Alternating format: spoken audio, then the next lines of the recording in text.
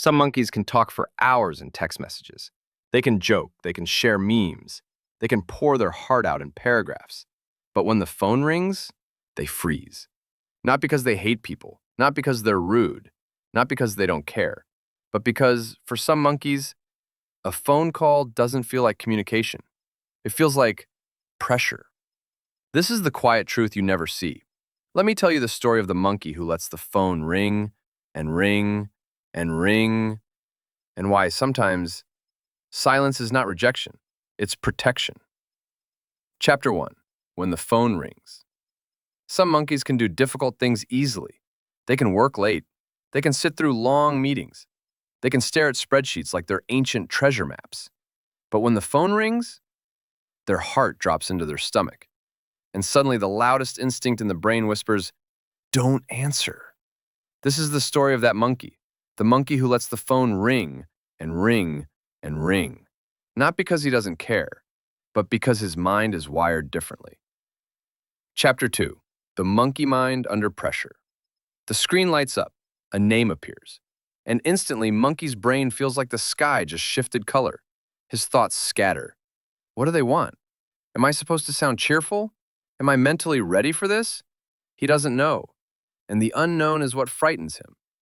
Monkey brain prefers maps, instructions, preparation. A phone call is none of those things. It arrives without warning, like a knock on the door in the middle of the night. Not dangerous, but unsettling. So Monkey does what feels safest. He freezes and lets it pass. Talking on a call is not just talking. It's thinking while feeling, while responding, while sounding normal, all at once.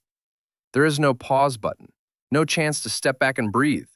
Monkey must choose words instantly, read tone, react correctly, never sound confused, and definitely not awkward.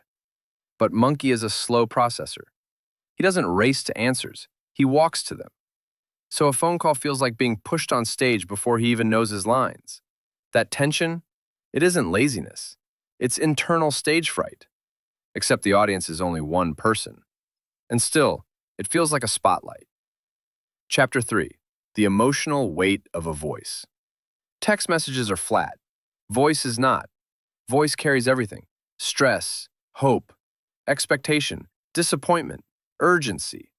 And some monkeys, they don't just hear emotion, they absorb it. So when someone says, "We need to talk," Monkey doesn't think, "Okay, sure." Monkey thinks, "Something is wrong. I must fix it, right now." Even if nothing is wrong. Monkey feels the heaviness of the tone like a rock in the chest. So avoiding the call isn't rejecting the person, it's avoiding the emotional storm he knows will linger long after the conversation ends. Long ago, Monkey learned a pattern. Phone calls often meant, "Where are you? You're late. We need to discuss something serious." Or, "You forgot.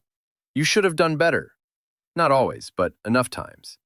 So now the brain doesn't wait to analyze. It remembers and reacts. Just like thunder makes a child flinch, even when they know they're safe indoors. Monkey's brain is protecting him from feelings he once didn't know how to carry. This isn't logic. This is conditioning. And conditioning runs deep. Chapter 4. A mind that needs space. Some monkeys think while speaking, but this monkey, he thinks before speaking. He needs silence like a canvas before he paints. Phone calls compress the world into seconds. There is no stillness, no room to breathe. So when the call comes crashing into the present moment, Monkey feels his inner world collapse into noise. He prefers conversations that allow reflection, pauses, gentle pacing, anything slower than a storm. Texts allow Monkey to read, absorb, consider, and respond when ready. He can choose clarity. He can soften his words. He can protect both his thoughts and his energy. A call demands presence right now. A text respects the mind's rhythm. And this monkey lives life in quiet rhythm. He is not built for constant interruption. And that's okay. Here's the truth many don't see. Monkeys who avoid phone calls often care deeply, sometimes too deeply. They worry, what if I can't support them properly? What if I sound distant? What if I don't have the right words? So they delay. Not because the person doesn't matter, but because they do. Avoidance becomes armor. and armor always hides something gentle inside. Chapter 5. Understanding the Quiet Monkey. Monkey doesn't need to become someone else. He just needs safety. Safety looks like knowing the topic ahead of time. Short, intentional calls, scheduled conversations, people who understand silence, people who don't confuse quiet with distance.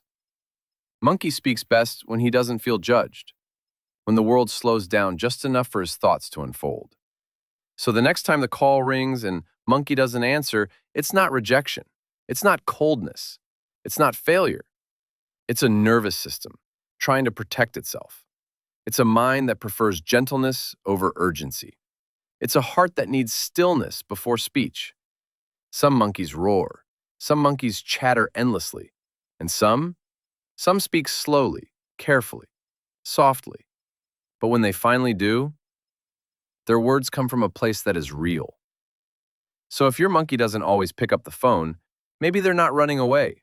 Maybe they're simply trying to breathe.